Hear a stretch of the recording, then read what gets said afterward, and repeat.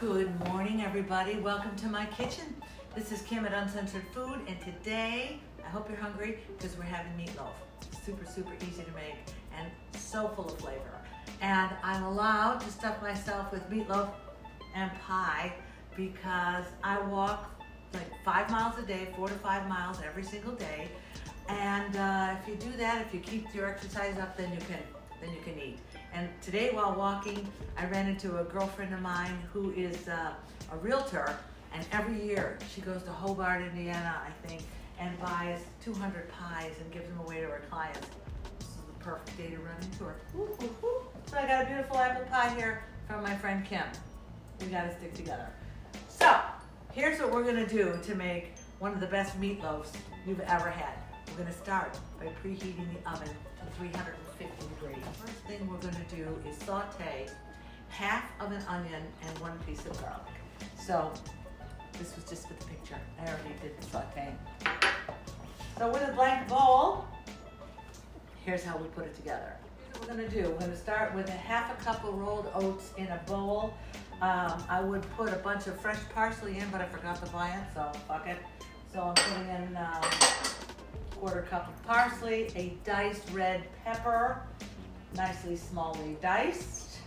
Get that in there. 1/4 of a cup of diced carrot. That's going in, beautiful color.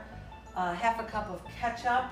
I know, don't judge me, trust me, it's so good. Put that in there. ½ cup of milk. I use oat milk because I love it. And 1 egg. So just mix that together, get that all gooey, and then we're gonna proceed from there. Oh, about a teaspoon of Dijon mustard.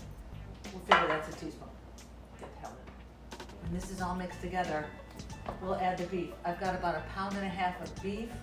If you wanna be clever, you can do beef and turkey combo, you can do beef and chicken combo, you can do pork and beef combo, whatever you want. I'm a purist, we're having beef. Okay. So that's mixed together. It absolutely looks like it's been down once. Don't let that throw you. And we move on. Now because I'm getting so damn organized, I have already sauteed and cooled ½ of an onion and 1 clove of garlic. I've used a little bit of oil, not much at all. And once that's cooled, it goes in the mix. Blend that together, and then we add the beef. The beef is the last thing to add. Of course, I'm using my treasured mice and pans. Why don't you have these yet? Or maybe you do. All right. Now I'm going to just take this goop, put it over the beef, and then we're going to mix it gently together, but not too crushingly. Is that a word?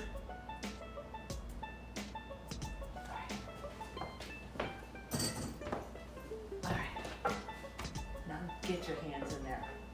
Mix it together, but you don't want to squeeze too much. You just want it incorporated, but don't overdo this because you'll end up with a meatloaf that's hard. So just get it incorporated. Oh shit, I forgot. I gotta add salt and pepper. Son of a... Well, for whatever, I gotta do it. Salt and pepper. Shit, that's good. Again, not too much, this much. I'm gonna make a glaze to go on top of this for the last part of the cooking. Stand by, you don't wanna overdo this. Here's the trick now. I'm not gonna use a traditional loaf pan, because what that does is it keeps the unnecessary fats in your finished product. I don't want to do that. So I've taken a cookie sheet lined in tinfoil, and I'm just going to fashion a loaf by hand. Get that in there. Don't forget all this stuff. It's delish. Okay. Now just work it into a loaf. Shape. Now, that looks pretty good, very loaf-like, yes? So I'm going to take this now, and this goes into a 350-degree oven for 1 hour.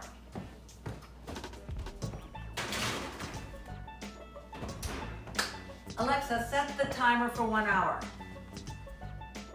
1 hour, starting now. Now, By the way, I can notify you on all your devices if you don't hear your timer right away. Would you like me to do Alexa, that? shut up. No.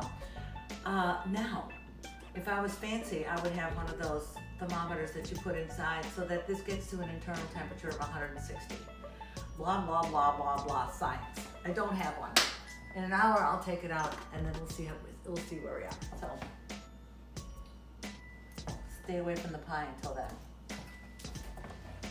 So, while the meatloaf is cooking, I'm going to make a little glaze that I forgot to tell you this.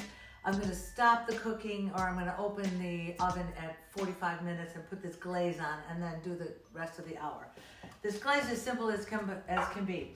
I'm using half a cup of ketchup. I'm using a dash of hot pepper chili sauce. There's a little more than a dash, but I like me some spicy meat. I'm going to use a dash of, oh, see, that could be dangerous. Dash of Worcestershire sauce. I better fix that. And about a teaspoon or so of cumin. Oh, good, it is cumin. Duh. Now to this, I'm going to add a tablespoon or so of honey because I got a lot of hot in there, so I got to add a little sweet. That'll go nicely with the ketchup. So mix this together, have it all ready for yourself, and this is going to go on top of the meatloaf at 45 minutes and then cook the rest of the way. But make sure. I went into the oven 15 minutes before the hour was up and I glazed it, and now I have to sit here and smell this for about 10 or 15 minutes before I can plate it or cut it. You do that so that all those delicious juices get sucked right back into the meat. So the most difficult part of this process was not digging into this pie while I'm waiting. Stand by. There we have it, folks. Oh my God, this smells so delicious. And it's spicy, it's sweet, it's good. It's cooked all the way through. Look at that. Can you see that? It's really delicious stuff. So I can't believe I was able to wait all this time just to dig into it. So it's a rainy, cloudy Sunday afternoon in my world. This just made me a little happy. This is Kim at Uncensored Food. Go to my website, go to YouTube, sign up, subscribe to my channel. Thanks for playing with me, kids. I'll see you soon. Bye-bye.